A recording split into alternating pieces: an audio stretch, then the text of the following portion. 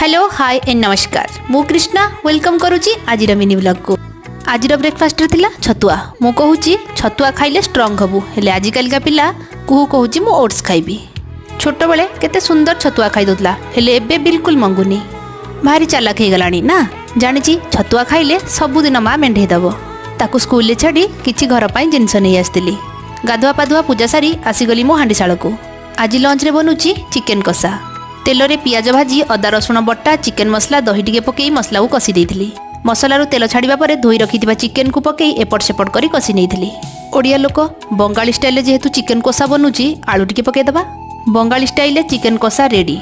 Dinner रे चाउल चूना रोटी टिके कले केमती हबो। पानी रे लूण चाउल चूना को जंती रोटी बनागला।